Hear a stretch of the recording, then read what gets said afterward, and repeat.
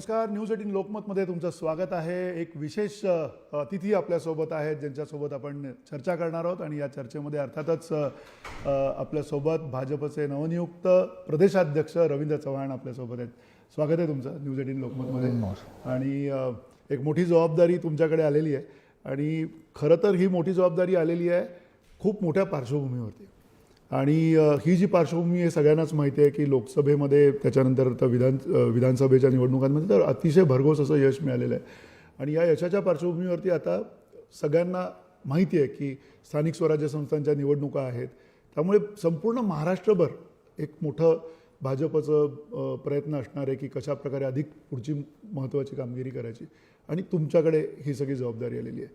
काय वाटतं की तुम्हाला या जबाबदारीचं ओझं वाटतंय, कसं वाटतंय काय? खरं तर भारतीय जनता पार्टी पक्षाने ही मला जी जबाबदारी दिली आहे, एक कार्यकर्त्याला ही जबाबदारी दिली, त्यामुळे कार्यकर्त्याचा हा फार मोठा सन्मान आहे असं माझ्यासारख्या कार्यकर्त्यालाही वाटतं आणि खाली तळागाळातील प्रत्येक कार्यकर्त्यालाही तीच भावना निर्माण झालेली आहे। त्यामुळे निवडणुका आणि निवडणुकांची तयारी ही भारतीय जनता पार्टीसाठी काही वेगळं काम आहे असं मला वाटत नाही, कारण संघटना म्हणून भारतीय जनता पार्टीचा कार्यकर्ता 24/7 हा काम करत असतो।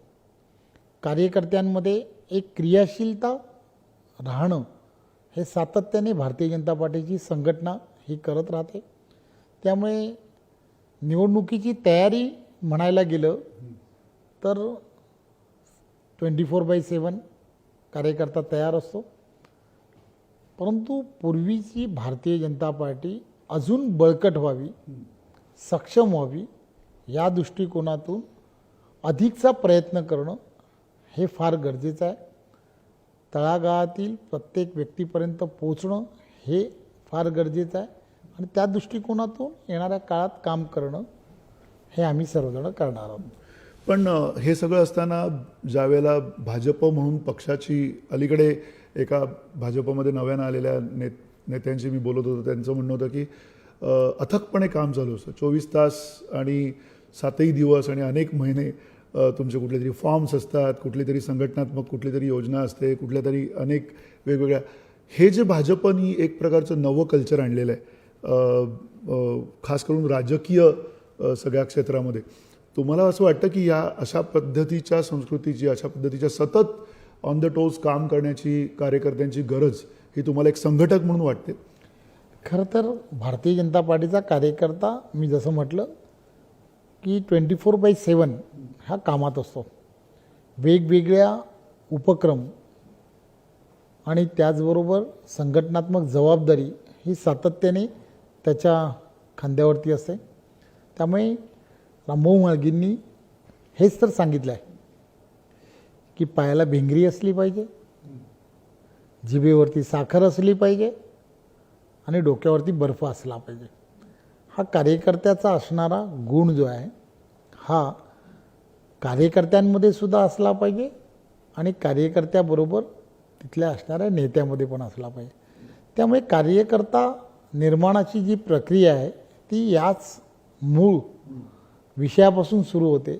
त्यामुळे त्या कार्यकर्त्याला या सगळ्या गोष्टीची एवढी सवय असते की ते काम केलं नाही तर कुठेतरी अडचण होईल की काय, आणि कोणतं काम आलं नाही तर असं वाटायला लागतं की अरे काम का नाही आलं, अशी परिस्थिती भारतीय जनता पार्टीच्या कार्यकर्त्यांमध्ये असते। अच्छा, तुम्ही रामभाऊ म्हाळगींचा इथे उल्लेख केलात आणि राम कापसे होते, अनेक असे सगळे भाजपचे त्यावेळेचे पण नेते होते। तुम्ही म्हटल्याप्रमाणे पायाला भिंगरी, डोक्यावर बर्फ आणि जिभेवर साखर, ही सगळी व्यक्तिमत्व जी होती ती व्यक्तिमत्व आता दिसत नाहीत राजकारणात। तुम्ही पण अतिशय साधेपणाने फिरता। मला असं वाटलं होतं की आता तुम्ही पांढरा, जरा प्रदेशाध्यक्ष झाल्यावर एक पांढरा शर्ट आणि असं काहीतरी जॅकेट वगैरे असेल। नाही, खरं तर अशी व्यक्तिमत्व दिसत नाहीत असं म्हणणं हे तसं संयुक्तिक नाही। भारतीय जनता पार्टी ही छोट्या छोट्या कार्यकर्त्यांच्या त्याग आणि समर्पणातून हे सर्वच्या सर्व जे उभं राहिलं आहे, ही एवढी मोठी संघटना उभी राहिली ती त्यामुळेच राहिली। अनेक कार्यकर्ते काही विस्तारक म्हणून, काही प्रचारक म्हणून असे जात राहिले आणि गाव, खेडी, वस्ती यामध्ये प्रवास करून त्यांनी हे सगळ्याच्या सगळं उभं केलं आहे. त्यामुळे असे अनेक जण की ज्यांची नाव अननोन आहेत, परंतु तरीसुद्धा उभे राहिलेली ही पार्टी पाहिल्यानंतर एक वेगळं समाधान व्यक्त करणारी अशी हजारो कार्यकर्ते, लाखो कार्यकर्ते हे देशभरामध्ये आहेत. त्यामुळे ह्या सगळ्यांच्या भावना काय आहेत की ज्या विचाराने प्रेरित होऊन आपण कामाला सुरुवात केली, परमवैभवाच्या दिशेने आपल्या देशाला नेणं, मातृभूमीला नेणं, ही जी भूमिका आहे त्या भूमिकेबरोबर आपल्याला जात असताना राजकीयदृष्ट्या काही अडचणी येऊ शकतात, परंतु आपलं ध्येय काय आहे तर परमवैभवाच्या दिशेने आपल्या देशाला नेणं हे फार महत्त्वाचं आहे. तुमचं व्यक्तिमत्व, साधेपणाने तुम्ही फिरता, याच्या अगोदरची जी व्यक्तिमत्व आहेत, म्हणजे गोपीनाथ मुंडेंसारखं व्यक्तिमत्व असेल किंवा अगदी नितीन गडकरींसारखं असेल, ही सगळी व्यक्तिमत्व प्रदेशाध्यक्ष म्हणून राहिलेली आहेत राज्याच्या, या इतक्या मोठ्या राज्याच्या सगळ्या या विस्तारामध्ये. तुम्हाला ही जी जबाबदारी दिलेली आहे, ह्या जबाबदारीचं तुम्हाला काही ब्रीफ आहे पक्षाकडनं की काहीतरी डिलिव्हरेबल्स असतील? कारण कुठेतरी एक टार्गेट सेट केलेलं असेल तुम्ही. खरं तर पार्टीने जबाबदारी दिली आहे ही वस्तुस्थिती आहे, पण असं काही सांगितलं नाही. कारण माझा स्वभाव, माझी सर्वांना माहीत आहे की मी काय करू शकतो, माझी क्षमता काय आहे आणि माझी पात्रता काय आहे, सर्व गोष्टी पार्टीला माहीत आहे. त्यामुळे पार्टीने सर्व गोष्टीचा विचार करूनच कदाचित मला ही जबाबदारी दिली आहे.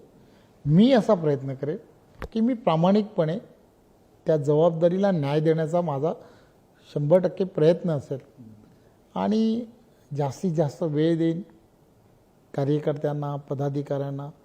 आणि सरकार आहे केंद्रातलं आणि राज्यातलं जे सरकार आहे त्या सरकारच्या असणारी भूमिका, सरकारचे असणारे निर्णय हे सामान्य जनतेपर्यंत पोहोचवण्यासाठी जे जे करावं लागेल ते प्रयत्न जे आहे त्या प्रयत्नाची पराकाष्ठा करेन. पण रवींद्र चव्हाण म्हटल्यावरती सगळ्यांना जोडणारा माणूस आणि खास करून तळागाळापासून ते अगदी मोठ्या नेत्यांपर्यंत तुमचे वन ऑन वन संबंध आणि इतर पक्षांमधल्या लोकांशी पण तुमचे संबंध आहेत. तुम्हाला असं वाटतं की यामुळे येणाऱ्या काळामध्ये थोडं इन्कमिंग भाजपचं जे आहे ते अधिक वाढेल आणि त्याचाही सुद्धा फायदा होईल? खरं तर देशाचे पंतप्रधान नरेंद्र मोदीजी यांचा असणारा प्रभाव असेल, आदरणीय देवेंद्रजी यांचा महाराष्ट्रामध्ये महायुती म्हणून आणि एक नेता म्हणून, एक द्रष्टा नेता, सामान्य जनतेचं काम करणारा नेता, एका SMS-वरती सुद्धा काम पूर्ण होऊ शकतं याची गॅरंटी असणारा. कोणी फोन करणं कठीण असतो, एखादा कुठे काम होऊ शकतं तर देवेंद्रजींना एक SMS केला तर त्याला मार्ग मिळू शकतो असा नेता. त्यामुळे त्यांच्यावरती अशा सर्व नेते, गडकरी साहेब असतील, सर्व अशी जी मंडळी आहेत यांनी एक विश्वासाचं वातावरण, पॉझिटिव्ह वातावरण पूर्ण महाराष्ट्रामध्ये किंबहुना तयार केलेलं आहे. त्यामुळे ओघ जो आहे, जनतेचा ओघ, सामान्य जनतेचा ओघ असेल, मतदारांचा ओघ असेल किंवा विरोधी पक्षांमध्ये सुद्धा एक वेगळ्या पद्धतीचं यांच्याबद्दल एक वेगळं असं सॉफ्ट असं मत आहे. आणि तो ओघ तुमचा यावेळेला MMR रिजनमध्ये सर्वाधिक जास्त असेल. कोकणात तुमचं स्वतःचं सुद्धा तेवढंच प्राबल्य आहे, तुमचं स्वतःचं सुद्धा तिकडे तेवढं नेटवर्क आहे. तुम्हाला असं वाटतं की आता कोकणात दक्षिण कोकणापासून उत्तर कोकणापर्यंत हा सगळा ओघ जो आहे तो वाढायला सुरुवात होईल? 100% ह्या सगळ्या गोष्टी कशा आहेत, मी जसं म्हटलं की बघा, एक विजन जेव्हा असतं एखाद्या नेत्याकडे त्यावेळेला त्याच्याकडे येण्याचा ओघ हा वाढतो.